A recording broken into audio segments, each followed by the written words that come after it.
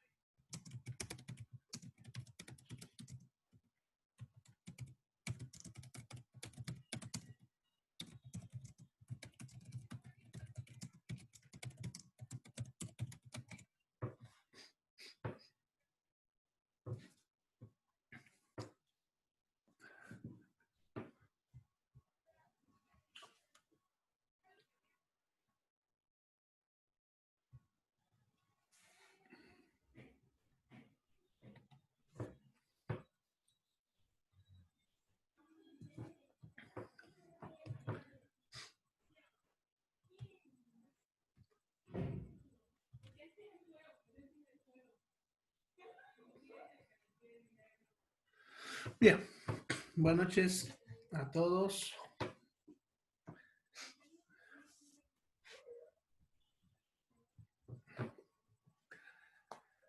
Bien, entonces empezaremos.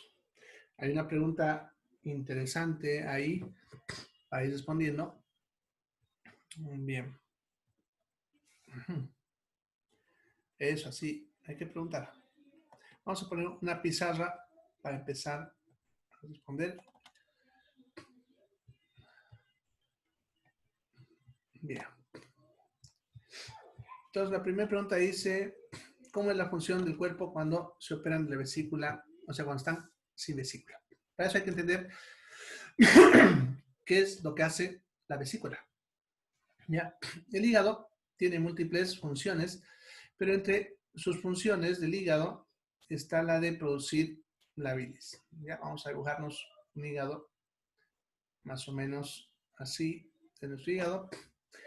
Y debajo del hígado está la vesícula. ¿Ya? Normalmente está pegada, pero yo lo voy a dibujar separadito para que vean. El hígado tiene dos lóbulos, eso lo van a ver en anatomía. Del lóbulo derecho sale un conducto, que es el conducto hepático derecho. Y el lóbulo izquierdo sale el conducto hepático izquierdo. Estos dos conductos se juntan y forman uno solo, que se conoce con el nombre de conducto hepático común. ¿Ya? Ahora, la vesícula es un saco que está conectado a esta vía biliar. ¿Ya? Se conecta a través de un conducto que se conoce con el nombre de conducto cístico. Entonces, el conducto cístico se junta con el hepático común y de ahí continúa por otro conducto que se llama colédoco. ¿Ya? Este conducto llamado colédoco va a viajar hasta el intestino delgado. ¿Ya? Normalmente suele estar en esta zona, pero yo lo voy a dibujar a un ladito para que me entre bien el dibujo. Ya, el intestino lo dibujaremos con color azul. ¿Ya? Entonces, tenemos el esófago y nuestro estómago. Ya lo vamos a poner así, estómago. Ya, del estómago se continúa el intestino delgado y tiene 3 porciones, el duodeno, el yeyuno y el ilion. Aquí nos interesa es el duodeno. Ya, el duodeno tiene 4 porciones a su vez. Ya, vamos a tratar de dibujar más o menos. Ya, es así. Y así. ¿Ya? Bien, entonces, esta primera parte del intestino delgado, esto de acá, se llama duodeno. Eso ya lo vamos a ver mejor en anatomía, cuáles son sus límites. Ahora, a esta porción llamada duodeno es donde se conecta el colédoco. ¿Ya? Ahí se va a conectar el colédoco. ¿Ya? Normalmente lo hace en ese otro lado. ¿Ya? Pero yo lo estoy dibujando ya que llega por el otro lado para hacerlo más práctico. ¿Ya? Bien, entonces, ¿qué es lo que pasa? El hígado fabrica bilis las 24 horas sin parar. O sea, el hígado no deja de fabricar bilis las 24 horas. Todo el tiempo fabrica bilis. Y no tiene nada que ver con lo que la gente habla de que cuando renegamos hacemos bilis. Nada que ver, ¿ya? El hígado fabrica la misma cantidad de bilis todo el tiempo. Reneguemos o no reneguemos, sigue fabricando bilis, ¿ya? Ahora, esa bilis va a viajar por lo que es las vías biliares que hemos dibujado ahorita, ¿ya? Entonces, va a viajar de aquí del lóbulo del lado izquierdo y del lóbulo del lado izquierdo, derecho, perdón. Por acá, esa bilis viaja por el colédoco y tiene que llegar hasta acá, hasta el duodeno. Entonces voy a explicar qué es lo que hace. Ya, pero normalmente en este punto de acá, en esta partecita donde se conecta el colédoco con el duodeno, hay un esfínter, que eso es un músculo que mantiene eso cerrado. Ya, ese esfínter se llama esfínter de Oddi. Como está cerrado, la bilis no puede salir hacia el duodeno. Entonces la bilis lo que hace es empezar a llenarse en la vesícula biliar. Ya, la vesícula biliar entonces va recibiendo la bilis que va fabricando el hígado todo el tiempo. ¿Ya? Ahora, cuando nosotros comemos algún alimento, ese alimento llega acá al estómago y aquí va a empezar a procesarse. Y más o menos para que lo entiendan, pasa algo muy parecido a lo que les pasa en una olla cuando ustedes están haciendo cocer una sopa. ¿Ya? El ácido clorhídrico hace lo mismo que hace el calor, desnaturaliza las proteínas y entonces todo lo que hemos comido se empieza a desarmar. Entre eso, las grasas. Y en su sopita han visto que las grasas se van arriba y flotan, ¿no? Lo mismo pasa en el estómago. Esas grasas se van a empezar a amontonar y empiezan a flotar en la parte superior del líquido que está acá, que es el alimento mezclado con el jugo y todo lo demás. Ya. Ahora, lo que son las células del estómago detectan la presencia de esa grasa y liberan hormonas que viajan por el sistema venoso, que se llama con el nombre de sistema porta, que son venas que recogen la sangre del estómago y del intestino y pasan al hígado. Por lo tanto, estas hormonas viajan rápidamente al hígado y a la vesícula biliar. Si ella consume muchas grasas, ya, la vesícula entonces se empieza a contraer, se empieza a apretar. Y eso haría que entonces la bilis que está ahí amontonada quiera salir, ¿no? Entonces va a empezar ya a empujarse ahora hacia lo que es el duodeno. Y el músculo que les decía que había ahí, por estas mismas hormonas, se abre, lo cual permite que la vesícula pase al duodeno. Y ahí se va a mezclar con el alimento que viene del estómago. ¿Ya? Ahí se mezcla. Ahora, ¿qué es lo que hace la bilis? La bilis es un detergente. ¿Ya? Ustedes han escuchado hablar, bueno, eso mejor lo explico en bioquímica, pero como me han preguntado, les voy a explicar bien. Han de ver, cuando yo escuché hablar que el agua y el aceite no se juntan, ¿no? Eso saben. Cuando yo incluso está experimentando, yo poner agua y aceite y el chance vio cansar de mezclar y no se juntan. Pero si a esa mezcla, y eso pueden experimentarlo, pongan agua y aceite un poquito, le meten un detergente que puede ser cualquiera, ¿no? De manos, champú, jaboncillo, lavaplatos, cualquier detergente, y vuelven a batir, van a ver que el aceite desaparece. ¿Qué ha pasado? Se ha mezclado con el agua. A esa mezcla de aceites con aguas se le conoce con el nombre de emulsión, ¿ya? Y estos agentes, también conocidos como detergentes, también se les llama agentes emulsificantes. Entonces, estos agentes emulsificantes o detergentes lo que hacen es hacer que el agua y el aceite se puedan mezclar. Y eso es lo que hace la bilis. La bilis lo que hace es mezclar el agua y las grasas que han entrado. Acuérdense que decía que en el estómago se separan y se amontonan, igual como la sopa, la grasa flotando, ¿ya? Y así no la podemos digerir. Entonces, para poder digerirla, hay que poder mezclarla con el agua. En otras palabras, emulsificarla. Y para eso necesitamos los detergentes. Entonces, ese alimento con grasa que está viniendo de aquí del estómago se va a mezclar con la vesícula, perdón, con la bilis, que viene de la vesícula biliar, se va a mezclar, se va a emulsificar y entonces vamos a poder digerirla. Esa es la principal función de la bilis. Ya tiene otras funciones como ayudar a eliminar la bilirrubina, que es un desecho metabólico, eliminar el colesterol, ya. Y como tiene bicarbonato, también neutralizar la acidez de lo que viene del estómago. Pero su principal función es hacer que las grasas se mezclen con agua y podamos digerirla. ¿Ya? Ahora, ¿qué pasa cuando le sacamos la vesícula? ¿Qué es lo que me preguntaba? Si nosotros operamos la vesícula, la cortamos acá en el conducto cístico, acá en este punto. Ahí cortamos, hacemos un nudito y la sacamos la vesícula. ¿Ya? Por lo tanto, la bilis se sigue produciendo igual, no se olvide, y va a seguir avanzando por el colédoco, ¿ya? Y aquí va a estar cerrado, ¿no? Entonces, lo que va pasando, conforme van pasando los días, es que este colédoco, que es delgadito, se va a empezar a estirar. ¿Ya? Entonces, de ser así delgado, a ver, lo voy a borrar, le voy a dibujar cómo sería después de sacarle la vesícula. Y a ver lo que me da. Vamos a borrar. Bien. Entonces, su vesícula, perdón, su colédoco sería ahora, vámonos, a ver, más ancho.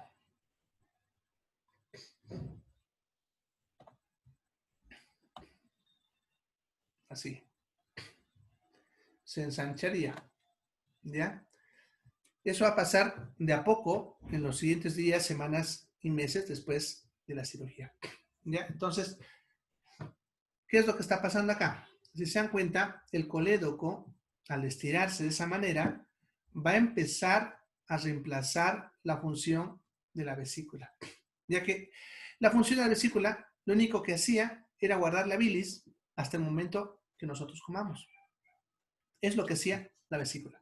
Entonces, si yo la saco la vesícula, el colédoco de a poquito va a ir dilatándose y va a reemplazar esa función de la vesícula. De tal manera que va a trabajar parecido, de tal manera que cuando comamos ya va a tener una buena cantidad. Claro que no llegará a igualarla en un 100%, porque tampoco es un tejido diseñado para eso. Puede crecer y va a ayudarnos de reserva de bilis, pero no hará el reemplazo de la vesícula. ¿Ya? Ahora, eso hará. Ahora, ¿qué es lo que pasa si no llega a reemplazar la función de la vesícula? Y eso pasará también los primeros días. Ya, como los primeros días esta bilis no se puede acumular, va a ir rebalsando al duodeno y va a ir pasándose sin mezclarse con los alimentos. De tal manera que cuando el alimento venga acá y pase esa bilis, al principio, los primeros días va a ser muy poquita y por lo tanto no va a poder mezclar bien todas las grasas. Cuando las grasas no se mezclan con el agua y se amontonan cualquier rato, más adelante en el intestino, la presencia de grandes cantidades de grasa, como las grasas son ácidas, estimula a que el intestino se mueva más rápido. En otras palabras, le va a dar diarrea. ¿Ya? Entonces, un paciente que se ha operado de vesícula, durante los primeros días le limitamos el consumo de grasas. No puede consumir mucho porque si come un poquitito de grasas, como no está botando suficiente bilis, ¿ya? Entonces le va a dar diarrea. ¿Ya? Pero eso con el cual va pasando los días y el colédoco va estirándose, de a poco él también va a ir tolerando mejor las grasas y cada vez va a poder comer mayor cantidad de grasas. En algunas personas consigue reemplazar casi en su totalidad la función de la vesícula y por lo tanto las personas comen y viven normal, como si no haya pasado nada. En algunas, su colédoco no llega a reemplazarlo por completo y por lo tanto no funciona bien. Estas personas no pueden comer mucha grasa, o sea, comen lo normal, pero si algún día se exceden, ¿no? Como comer, por ejemplo, mucho frito un día, ¿qué es lo que le va a dar? Diarrea, ya saben, ¿no ven? Por lo que esa grasa no va a ser adecuadamente digerida. ¿Listo? Bien, entonces eso responde la pregunta que me han hecho sobre la vesícula y qué pasa cuando la sacamos. Bien, si hay alguna otra pregunta sobre este punto, para pasar al otro punto que me están preguntando ahorita. ¿Preguntas? Lice, sobre ese tema quería consultar algo. A ver, pregunta.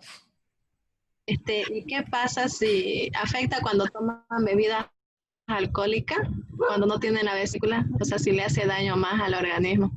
Porque, digamos, algunas personas que están sin la vesícula dicen que cuando consumen bebidas alcohólicas, al otro día amanecen bien mal, digamos. Ya. En sí, no hay un daño directo sobre ninguna parte del cuerpo, sino que pasa es que va a tardar en metabolizar el alcohol. Ya, normalmente la vía en la cual metabolizamos y eliminamos el alcohol es por la vía hepática. El hígado procesa el alcohol y sus derivados los vamos botando en la bilis y de ahí sale al intestino para afuera, de la forma como eliminamos el alcohol. Si vos tienes limitado el proceso, como en este caso que estamos viendo, esas sustancias químicas se van a liberar también un poco más lento, ¿ya? Y van a tender a reabsorberse. Ten en cuenta que, como les mencioné hace ratito, cuando se sacó la vesícula, como el colédoco no puede soportar toda la bilis, parte de esta bilis se va a ir saliendo al intestino, pero cuando el intestino está vacío, cuando tiene comida ahí.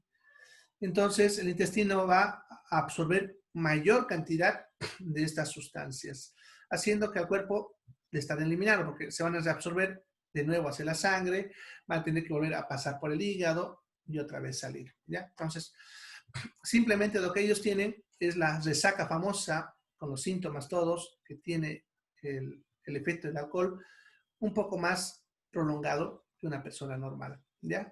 No les va a causar más daño, pero sí obviamente la recuperación del efecto alcohólico va a ser un poco más lenta, ¿ya? Bien, ¿alguna otra pregunta sobre este punto? Buenas noches, profe. ¿Afecta también en la orina que una persona no tenga vesícula? Ya, los primeros días... ¿El color de la orina cambia? Sí, va a cambiar principalmente lo mismo, los primeros días. Este caso se debe a la bilirrubina, ¿ya? Parecido a lo que le expliqué ahorita con el alcohol. La bilirrubina es el desecho metabólico de la hemoglobina, que es lo que se encuentra en los glóbulos rojos. Nuestros glóbulos rojos viven 90 días y se mueren, y al morirse su hemoglobina se libera, se transforma en biliverdina, luego en bilirrubina indirecta, va a ir al hígado, el hígado lo convierte en bilirrubina directa y lo bota en la bilis hacia el intestino. En el intestino vamos a tener bacterias que procesan esa bilirrubina directa, ¿ya? Y parte de la bilirrubina directa se va a salir con las heces. Parte se va a convertir en coprobilinógeno, que luego esa, al mezclarse con oxígeno, se convierte en coprobilina y es la que le da el color café a las heces, porque por si acaso las heces son blancas, ¿ya? Pero ustedes cuando defecan hacen café por la coprobilina, que es la que le da el color.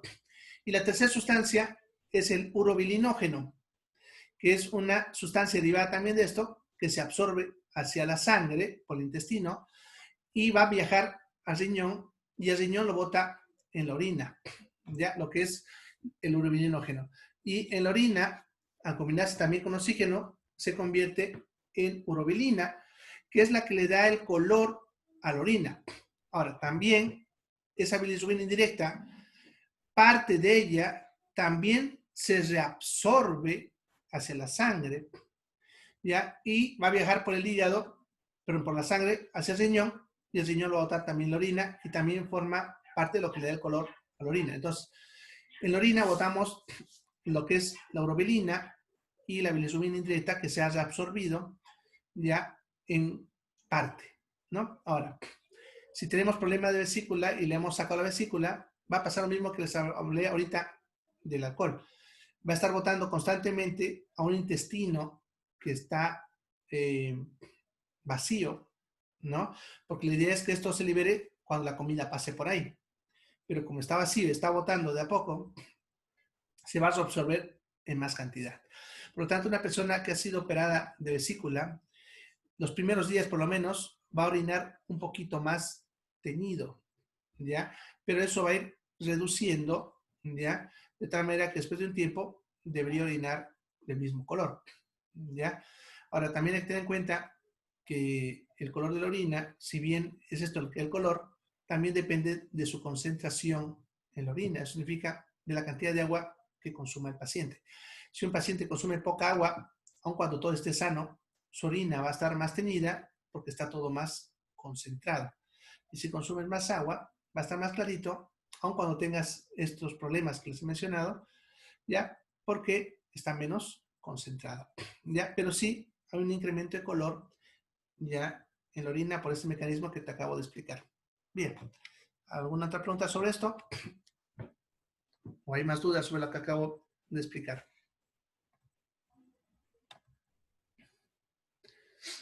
Bien. Kimberly. Buenas noches, Licen. Buenas noches. Una preguntita, ¿debido a qué se va formando las piedras y por qué en unas ocasiones hay muchas y en otras pocas, otras gruesitas, otras delgadas? Ya. ¿Por qué motivo? Ya. Los cálculos biliares tienen múltiples causas, ¿ya? No hay una sola causa específica y en la mayoría de los casos suele ser multifactorial. Eso significa que tiene varias causas juntas, ¿ya? Lo que hay que entender es que un detergente, acuérdense que la bilis es un detergente, está formado por sales, ¿ya? Son sales, ¿ya? Están disueltas en un líquido. Cuando un líquido tiene exceso de concentración de una sal, esas sales se van a precipitar, ¿ya? Y van a tender a juntarse formando cristales, ¿no? Porque son justamente eso, son cristales. Ya van formando cristales y estos, conforme se van juntando, van formando luego una piedra. Eso incluso pasa en la naturaleza, en la tierra, cuando se junta, pues también son sales, ¿ya? Entonces nos pasa eso, lo mismo en la vesícula. La bilis está formada por sales biliares disueltas en agua, ¿ya? Ahora, el colesterol también es una grasa espesa. Cuando se precipita, ya significa como es pesada, Ya va a empezar también a juntarse con esas sales, favoreciendo que esto se endure. Mire, por ejemplo, no se han visto el alquitrán, por ejemplo. El alquitrán, cuando se calienta, se derrite y es líquido. ¿Ya? El alquitrán puro, si lo vuelven a calentar, se vuelve a derretir y se vuelve líquido. Pero si lo mezclan con arena, que son sales, se vuelve duro y por más que se caliente, no se ablanda. Es lo que es el asfalto. Y es lo que pasa con las sales. A veces las gases, cuando se juntan con las grasas, forman esta mezcla de sustancias más duras que pueden formar una piedra o un cálculo. Ahora, esta situación para que se precipiten tanto el colesterol como lo que es las sales biliares puede verse primero a bajo consumo de agua, porque tengan en cuenta que están disueltas en agua. ¿Ya? Y si consume menos agua, está más concentrado y por lo tanto más fácilmente que se precipite.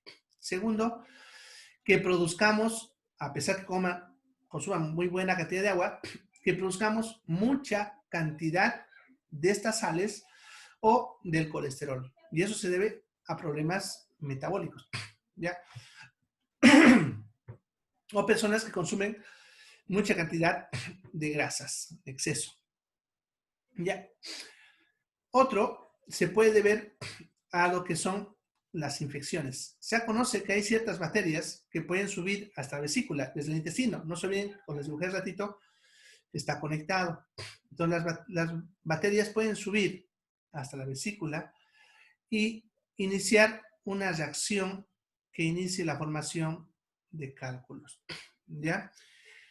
Esas son las principales causas de formación de cálculos, pero incluso hay cálculos que no se sabe por qué se forman.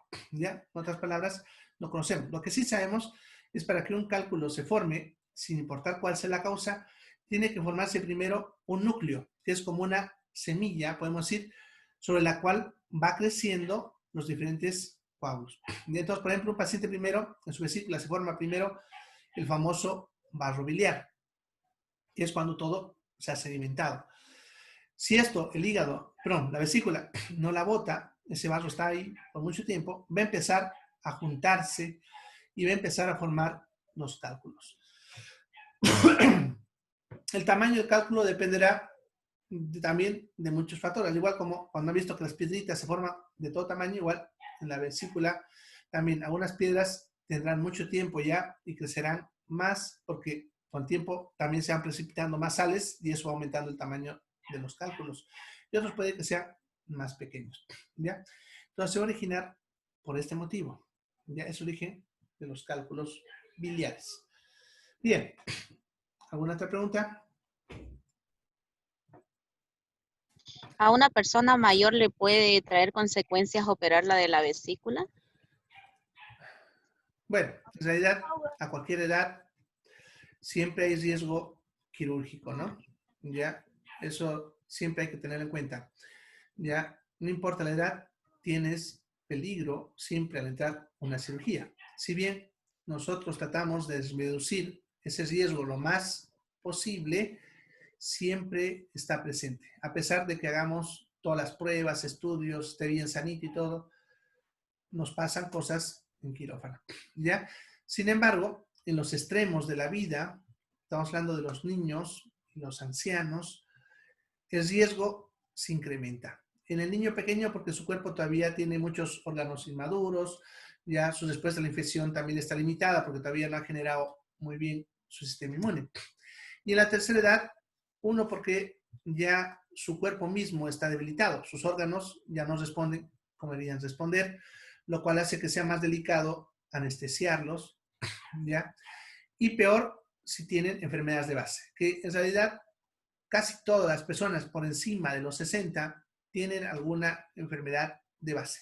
Estamos hablando de enfermedades como problemas cardíacos, renales, hepáticos, metabólicos como la diabetes, etc. Y esto hace que sea más complicado operarlos, ¿ya? El mismo corazón es más débil en la tercera edad porque va sufriendo infartos microscópicos que van haciendo que partes del corazón se vayan muriendo a nivel microscópico y eso el paciente ni se entera, ¿ya? Eso hace que su corazón esté un poquito más débil. Y en una cirugía, el cuerpo está sometido a un estrés tremendo, que eso hace que todos los órganos incrementen su trabajo. Y si yo tengo un órgano que está debilitado, puede que no soporte el estrés quirúrgico, ¿no? Por eso es más delicado operar a una persona de tercera edad. Si se puede evitar la cirugía, es mejor no operar. Sin embargo, hay circunstancias en las que vamos a tener que operar, porque si no lo operamos también, puede que termine muriéndose por lo que no lo operamos, que por otro motivo, ¿no? Entonces, hay que evaluar al paciente. Cada paciente es diferente y hay que evaluar los riesgos. Eso el cirujano realmente analiza y te va a proponer operarlo o te va a decir, no voy a querer operarlo, pero obviamente eso dependerá del mismo paciente y la familia, pero él te va a decir, estamos corriendo mucho riesgo o hay menos riesgo, ¿no? Pero el riesgo siempre está presente y dependerá mucho del cuadro. Si el paciente está, podemos decir, asintomático, tolera bien, no le molesta, puede que no lo operemos. Pero si está muy mal, adolorido, no puede comer, se nos va a morir también si no lo operamos. Entonces, en ese caso, vale la pena operarlo porque al hacer eso, le estamos dando mejor probabilidad de sobrevivencia. ¿Ya? Bien. ¿Alguna otra pregunta? Había una ahí. Sobre el tema de... Buenas noches. Bueno, a ver, Jessica primero. Dime, Jessica. Sobre el tema de ventilación, dijo que en las mujeres embarazadas de los 5 meses en adelante aproximadamente el diafragma ya no hace su función, por lo que las vísceras lo aplastan o algo así. Sí. Quisiera saber si por esas razones las mujeres embarazadas sienten más calor, o sea, se sienten más fatigadas. Sí, exactamente. Bueno, el calor, no. El calor se debe al aumento de la progesterona, que eso genera incremento de temperatura para que el niño se desarrolle mejor. Pero la fatiga sí se puede ver esto. A partir de los 5 meses, como va creciendo cada vez más, y eso va a hacer que cada vez más el diafragma no pueda trabajar. En una mujer que tiene su primer hijo, va a sufrir más que si ya ha tenido varios hijos, porque básicamente es como aprender a respirar de nuevo. Como normalmente no usamos los músculos para hacer la respiración torácica superior y usamos el diafragma, ella tiene que aprender a usar estos músculos. Y es como cuando ustedes no han hecho ejercicio y van a hacer ejercicio ahora, ¿qué es lo que pasa? Se macurcan, ¿no? Les duele. Entonces lo mismo va a pasar. Le va a costar aprender y por lo tanto se va a sentir fatigada porque no está pudiendo respirar como está acostumbrada. Eso le va a dar un tiempito hasta que se adapte. Incluso va a tener dolores de espalda, de cuello, que son los músculos que hacen este trabajo. Y obviamente cuanto más rápido crezca esa barriga, más fatigada estará. ¿No? Por ejemplo, lo que pasa con los embarazos múltiples, como cuando tienen mellizos o gemelos, les cuesta bastante respirar y se fatigan mucho. ¿Ya? Sí, es una de las causas de la fatiga. ¿Ya? Pero como digo, más que todo, si es primer hijo. En el segundo ya, generalmente ya han aprendido algo y les es más fácil tolerar esto, pero igual van a sentir algo de fatiga. Bien, ¿quién más iba a preguntar algo?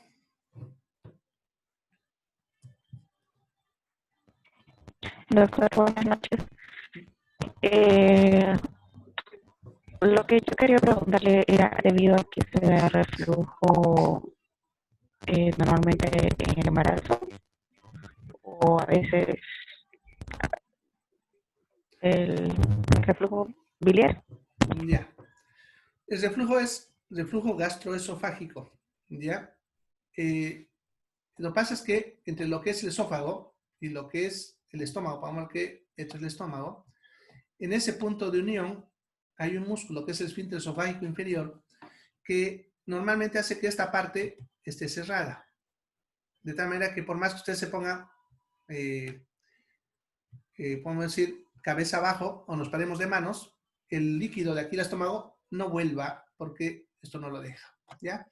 Durante el embarazo, como el útero va creciendo, lo empuja y entonces fuerza a que pase el líquido. Entonces el embarazo es aceptable que esto pase, principalmente en los últimos meses de embarazo y cuando el útero es más grande o el niño es grande, ¿no? Ahora, en otras personas que no están embarazadas, se suele deber a que este músculo se ha dañado y no está cerrando bien. Y eso puede verse a infecciones, tumores, varices esofágicas, algunos de nacimiento. ¿Ya?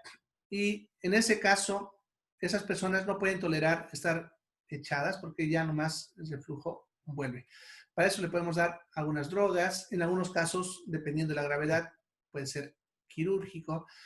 En algunos simplemente con hacer que la cama en el lado de la cabeza le pongamos unos 2 ladrillos a las patas y con eso ya duermen tranquilos. Entonces depende mucho de la gravedad, pero se debe a eso el reflujo, tanto el normal durante el embarazo como el patológico en otras circunstancias.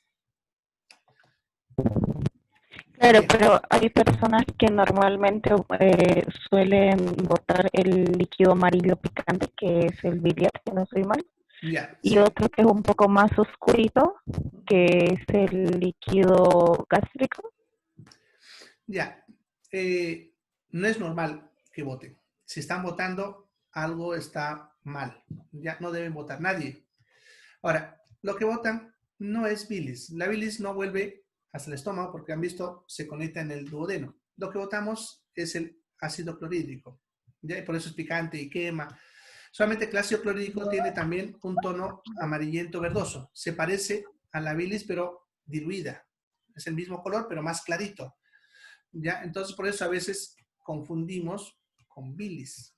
¿Ya? Pero es el jugo gástrico. Cuando el estómago está vacío menos, vamos a botar solamente eso. ¿Ya? A veces viene con un poquito de moco, y el estómago también tiene un poco de moco para protegerse del ácido. Bien, ¿alguna otra pregunta? Creo que había una pregunta que me estoy comiendo. A ver. Ya. ¿Por qué dan los ataques cardíacos? Bianca, perdón, me distraje y se me fue tu pregunta. Bueno, los ataques cardíacos tienen muchas causas. Lo más frecuente es debido a que una arteria que alimenta una parte del corazón se tape y eso haga que una zona del corazón se muera, los famosos infartos, ¿no? Eso se debe a que una de las arterias se tapó por grasita o por coágulos, perdón, ¿ya? La otra puede deberse a que se dañe el sistema de conducción. Cuando hemos visto el corazón, le expliqué sobre el sistema de conducción, donde están los nodos sinusal, A o B. No, eso, por ejemplo, en el Chagas suele pasar. Se daña a veces el nodo sinusal y eso hace que este deje de mandar señales y como deja de mandar señales, el corazón se detiene. ¿Ya?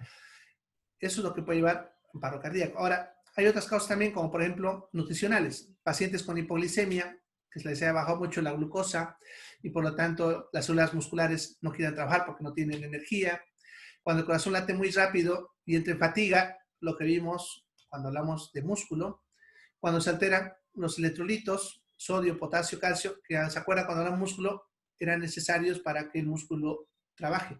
Cualquiera de estos, principalmente el potasio, si se alteran, ya sea para arriba o para abajo, pueden hacer que el corazón deje latir. O a veces ni siquiera es que deje latir, sino siempre el corazón empieza como a temblar así, ya no, por lo tanto, no consigue bombear sangre, que eso es igual a como si fuese un paro cardíaco. ¿Ya? Bueno, se me fue el tiempo. Entonces, nos vemos el martes. Y hoy ya estuvo bonita la clase.